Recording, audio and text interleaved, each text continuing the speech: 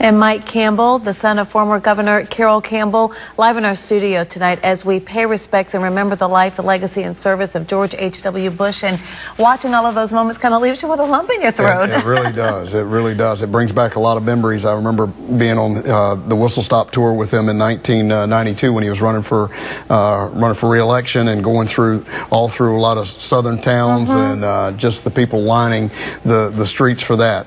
Well, and we saw that emotional moment from former Secretary of State James Baker. Yeah. To see him get emotional like that tells you everything you need to know about the legacy of this man. You've seen the emotion, obviously, that it hit George W., who is generally does not somebody get very emotional in public, and now you've seen James Baker, which is the first time I've ever seen him get emotional like that. But that, you know, he was his dear friend.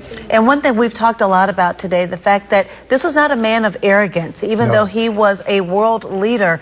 You actually have a personal note that he wrote by hand and left for your family. Yeah, well, he did this. This was, I believe, this was his last visit to South Carolina and to Columbia, and he had stayed with us in at the governor's mansion in 1994. And he wrote this letter to my mom and left it on the pillow. And you'll see down in there he's rating his visit, and number 4 says Iris's jokes. I think a 2 or a 3. I think about a 3. Yeah. And but that's the kind of way the guy he was, and he had obviously had left office, and I think he had been in town for a fundraiser for Lexington Medical Center and stayed with us, and that was his last visit to the governor's mansion and I believe to Columbia.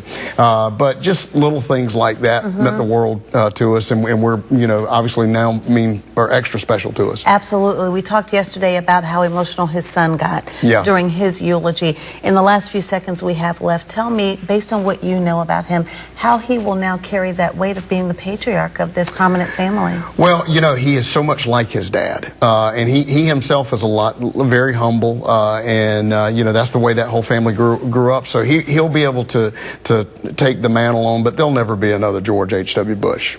Never. Well, Mike Campbell, thank you so much for sharing such treasured insights as we honor the legacy of our 41st president, George H.W. Bush. Thank you for having me.